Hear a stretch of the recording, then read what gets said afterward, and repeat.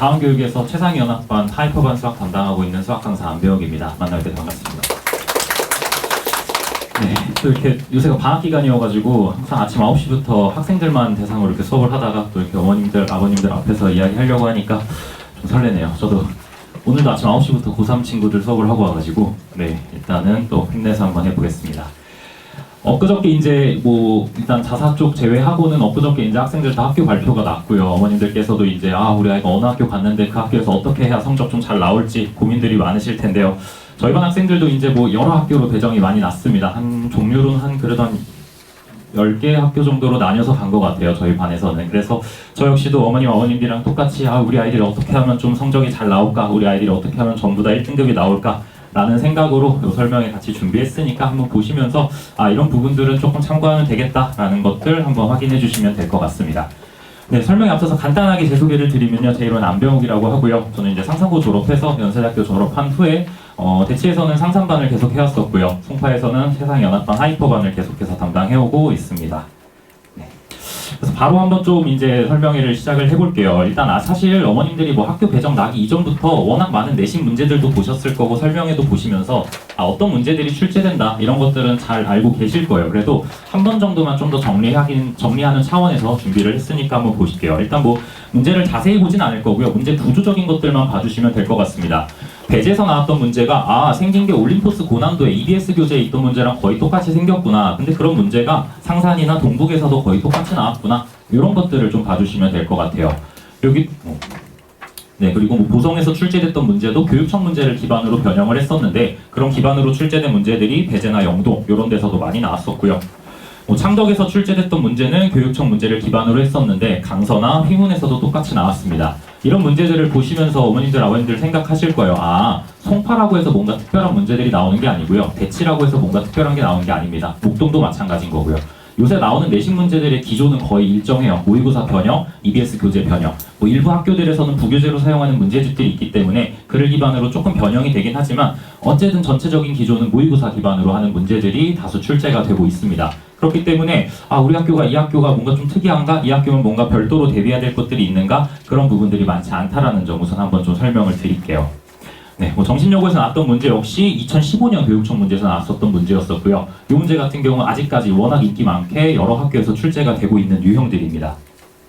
23년 보성에서 출제했던 문제는 심지어 2009년 문제예요. 우리 아이들이 2009년생이니까 나이가 똑같은 문제입니다. 네, 그래서 그런 문제들도 나오고 있고 그 문제들을 영파나 아니면 동북에서도 똑같이 변형해서 출제를 하고 있어요. 그런 식으로 좀 옛날 문제들 마찬가지로 이제 학교에서 출제가 되고 있더라. 그래서 출제 가능성이 높은 예전 문제들도 같이 좀 공부를 하는 것들이 필요하다라는 걸로 생각을 해주시면 될 것 같고요. 사실 근데 여기까지는 누구나 다 볼 수 있는 거예요. 이 시험지 문제를 보니까 이거랑 비슷하게 생겼네 라는 정도로 생각해 주시면 될 것 같은데요. 실제로 저는 이제 이쪽을 한번 좀 말씀을 드리고 싶어요. 기출문제를 보는 시선이라고 제가 좀 작성을 해놨는데 이것도 문제를 풀거나 하진 않을 겁니다. 구조만 한번 좀 살펴볼게요. 자, t부터 t 플러스 4에서 함수 fx의 최대 최소 합을 차를 gt라고 하겠다고 했고요. 올림포스에서는 그거의 합을 gt라고 부르겠다라고 했습니다. 밑에 함수에서는 밑에 보인고 문제에서는 t부터 t 플러스 1까지 최소값을 gt라고 부르겠다고 했고요. 서울 세종고에서는 p부터 p 플러스 2까지에 대한 최소값을 gp라고 하겠대요. 즉 어떤 범위를 줘놓고 그 범위에 사용된 문자로 새롭게 함수를 정의를 하겠다라는 문제가 최근 몇 년 동안 인기 있게 출제가 됐던 내신 문제 그리고 모의고사 문제였습니다. 근데 지금 보여드리고 있는 건 사실 1학년 내신 문제거든요. 근데 이거 보시면 이제 작년이죠. 24년 고3 3월 모의고사 문제인데요. 보시면 아시겠지만 절대값 함수 나와 있고 닫힌 구간 t부터 t 플러스 2에서 함수 fx의 최대값을 gt라고 하겠대요.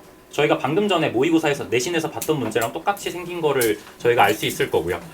수능 기출인데요. t-1부터 t 플러스 1까지의 최대값을 gt라고 하겠다라고 되어 있습니다.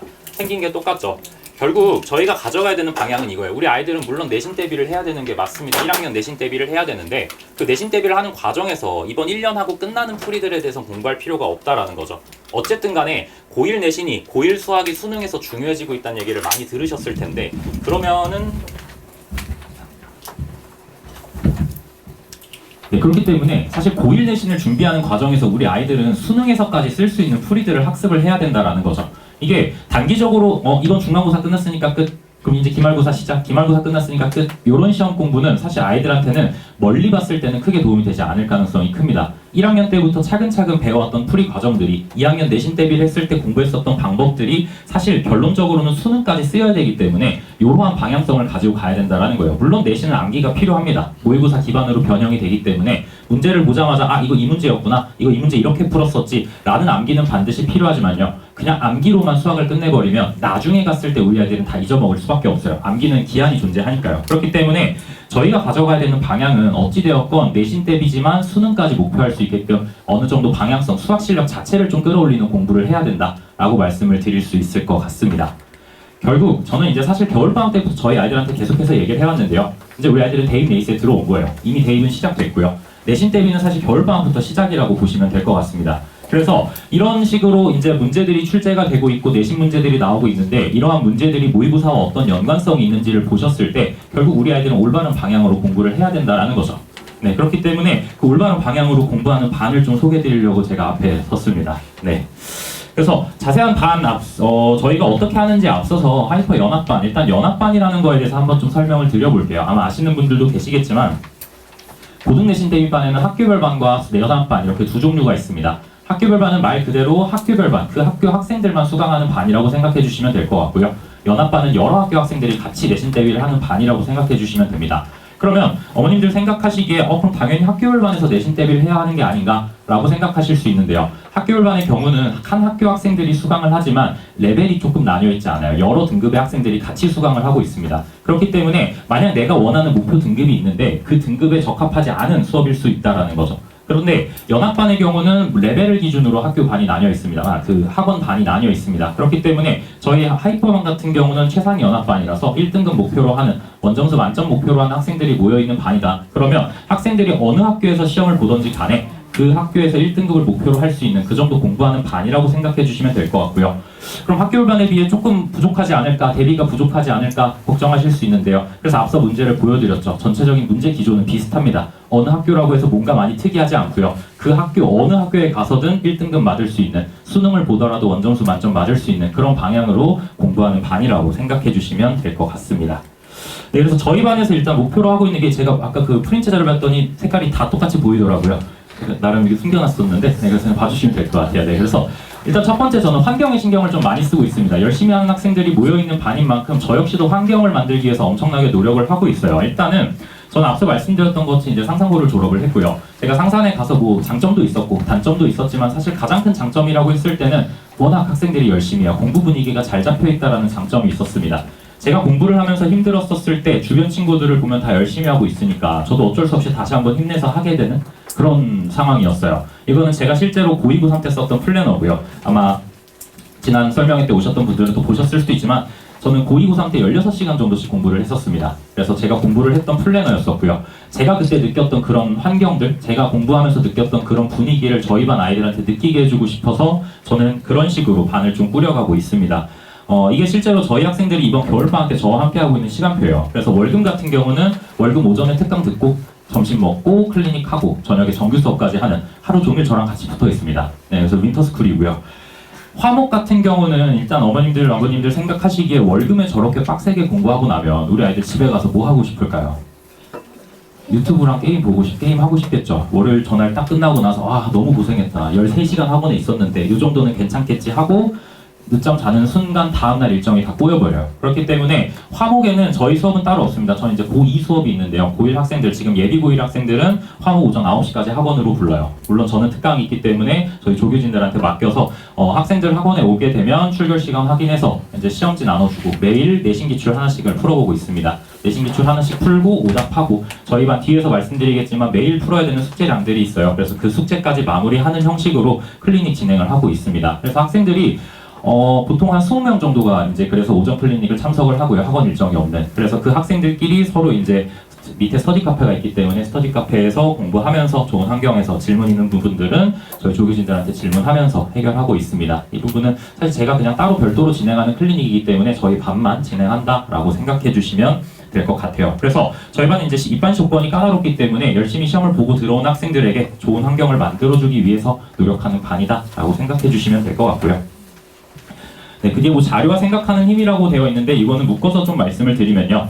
이제 아무래도 연합반이다 보니까 조금 걱정을 하실 수 있어요. 그렇지만 어쨌든 학교별 자료 제가 모든 학교 시험지는 다 따로 만들고 있습니다. 그리고 아이들에게 제공해줘야 되는 파이널 자료들은 모두 별도로 다 학교 트렌드나 학교 출제 기반에 맞춰서 제작을 하고 있고요. 그거를 기반으로 아이들이 풀어보면서 내가 모르는 부분들 아니면 조금 더 풀어보고 싶은 부분들이 있으면 저에게 이제 따로 요청을 하게 되면 제가 이제 전국 시험지 한 3-4천 개 정도를 가지고 있기 때문에 거기서 이제 유사 문제들 이런 문제들 다 뽑아서 아이들에게 제공해주고 있습니다. 뭐 우리 아이들 선배들이죠. 선배들도 워낙 열심히 하고 있기 때문에 24년도 기말 기준으로 보성고 1학년 학생 중에 기말고사 만점자가 딱 한 명 나왔었는데요. 저희 반에서 나왔었고요. 그거뿐만 아니라 뭐 다양한 학교 1, 2등급 학생들이 모두 많이 잘 나와서 네, 열심히 하고 있습니다. 현재 2학년 올라간 학생들 기준으로 2등급이면요. 우리 아이들 기준으로는 1등급이기 때문에 저희는 개인적으로 이번 1학년 학생들 목표는 반 구성원 모두가 1등급 맞는 거를 목표로 같이 공부를 하고 있습니다. 네, 그래서 어떤 특정 모의고사 문제가 있을 때요, 여러 학교 내신들이 어떻게 변형됐는지 아이들에게 변형 문제들 풀어보게 하고 있고요. 뭐 예를 들어 시험을 본다라든지 그랬을 때 오답지 역시 같이 이렇게 제공을 해주고 있습니다. 뿐만 아니라 특정 학교 시험지가 어떤 출처를 가지고 있는지, 그리고 그 출처뿐만 아니라 이거랑 비슷한 시험 문제들은 어디에서 많이 나오고 있는지, 또는 어떤 시중 교재를 많이 참고하고 있는지 이런 부분들 다 분석해서 아이들과 너희 학교는 이런 문제들이 좀 필요하니까 요거까지 같이 참고해서 공부하자라는 식으로 학생들에게 자료를 제공해주고 있고요. 이를 바탕으로 아이들이 뭐 일반적인 파이널 기간뿐만 아니라 직전 보강 때도 같이 이렇게 자료를 정리하고 있습니다. 네, 그래서 일단은 뭐 저희 반은 그런 방향성을 가지고 있다라는 걸 말씀을 좀 드렸고요. 시간을 좀 말씀을 드려볼게요. 저희 반은 아무래도 입반 조건이 다른 반에 비해서는 조금 까다롭습니다. 대수와 미적분 1까지 수강한 학생들을 기준으로 동수와 대수원, 미적분 1, 대수랑 미적분 1까지 입반 조건 테스트를 보고 있고요. 모든 시험지는 제가 확인을 합니다. 그래서 부족한 부분들이나 채워야 될 부분들 같은 경우는 제가 시험 이후에 상담 전화를 드리기 때문에 혹시라도 뭐 꼭 입반을 위해서가 아니라 우리 아이들이 어떤 데가 부족한지를 확인하기 위해서도 한 번쯤 봐보시면 도움 될 것 같고요. 요거는 제가 지금 방학 때 진행하고 있는 커리큘럼이고 일정인데 현재 절반 정도가 딱 진행된 상황입니다. 그래서 참고 한번 해주시면 될 것 같고, 중간 입반도 가능하긴 하지만 아무래도 뭐 미적분 원특강 같은 경우는 현재 미분이 다 마무리된 상황이고요. 공수 1 같은 경우는 현재 2차 함수분이 진행이 되고 있어서 혹시나 뭐 중간에 입반하고 싶으신 분들은 시험 한번 보시고 또 상담 받아보시면 될 것 같습니다. 이거는 뭐 제가 아까 올려놨던, 제가 보여드렸던 겨울방학 시간표고요. 네, 여기 이제 학기 시간표가 될 텐데요. 정규 수업 같은 경우는 공수원 내신 대비가 진행이 됩니다. 그래서 월금 저녁 6시부터 10시까지 진행이 되고요. 3월 3일 월요일에 개강을 합니다. 그리고 밑에 선택 특강이라고 공수원 실전 문풀반 해서 일요일 6시부터 10시라고 적어놨는데요. 이 부분은 사실 제가 따로 영상을 찍을 거긴 하지만 간략하게만 말씀을 드리면 어쨌든 우리 아이들 시간 무제한으로 제공되면 시험 문제 다 잘 풀거든요. 어느 정도 풀어본 학생들이라면. 그렇기 때문에 정해진 시간 동안 45분 동안 아이들이 실제 시험 환경과 똑같이 시험을 볼 수 있는 연습을 많이 해야 됩니다. 타임 어택성 시험을 많이 연습을 해야 돼요. 그렇기 때문에 이 수업에서는 2번 정도 시험을 보게 될 겁니다. 한 수업당. 그래서 한 시험지를 풀고 나서 두 번째 시간에는 그에 대한 오답률 높았던 문제에 대한 변형 문제들을 같이 한번 정리할 거고요. 또 세 번째 시간에 또 하나의 시험지를 풀어보고 마지막 시간에 또 한 번 비슷하게 오답 형태가 진행이 될 겁니다. 모든 시험지는 제가 자체적으로 제작을 하고 있고요. 첫 번째 시험 같은 경우는 모의고사 기반으로 한 변형 문제들로 구성을 할 예정입니다. 그리고 두 번째 보는 시험은 EBS 교재 그리고 시중 문제집을 변형한 유형으로 출제될 시험지들이기 때문에 두 번째 선택 특강 같은 경우는 별도의 입반 조건은 따로 없습니다. 그래서 모든 학생들이 와서 시험 보고 이런 문제들이 나오는구나, 그래서 이런 문제들은 이렇게 변형되는구나, 학습할 수 있는 특강이기 때문에 자유롭게 수강할 수 있다라고 생각해 주시면 될 것 같습니다. 클리닉은 제가 뒤에서 한 번 더 말씀을 드릴게요. 네, 그래서 저희 뭐 정규반과 특강 시간표는 이렇게 진행이 된다라고 봐주시면 될 것 같고요. 자료에 다 동일하게 들어가 있어서 한번 좀 봐주시면 될 것 같습니다. 네, 그래서 이제 실질적으로 내신 대비가 3월부터 시작이 된다라고 했을 때 학부모님들께서 3, 4월에 어떤 일정이 진행되는지 좀 궁금하실 것 같아서 3월에는 일단 주요 빈출문항, 원본 모의고사를 당연히 풀기도 하겠지만 사실 이미 원본 모의고사들은 겨울방학 때 마무리가 되어 있어야 돼요. 대부분 다 마무리가 되어 있을 겁니다. 그래서 그를 기반으로 한 변형 문제들, 여러 유형의 문제들을 풀어보게 될 거고요. 조금 더 복잡한 변형 문제들까지 다뤄보면서 아이들의 실력을 최대한 끌어올릴 수 있는 3월로 유지가 될 예정입니다. 그리고 스피드 테스트와 실전 모의고사는 저희 반에서 계속해서 진행하고 있는 시험들인데 요거는 뒤에서 간략하게 한번 좀 보여드릴게요. 그리고 제 자체 교재를 사용하고 있는데 자체 교재는 뒤에서 한번 또 보여드리도록 하겠습니다. 그리고 4월 같은 경우는 이제 파이널 기간이 시작되기 때문에 학교별로 제가 이제 숙제나 테스트나 이런 부분들이 다 별도로 제공이 되고요. 학교별 파이널 자료는 부교재와 아니면 학교에서 사용하는 교재들 그리고 프린트 그걸 제가 다 참고해서 만들어주기 때문에 학생들 시험 대비에는 가장 최적화된 자료다라고 생각해 주시면 될 것 같고요.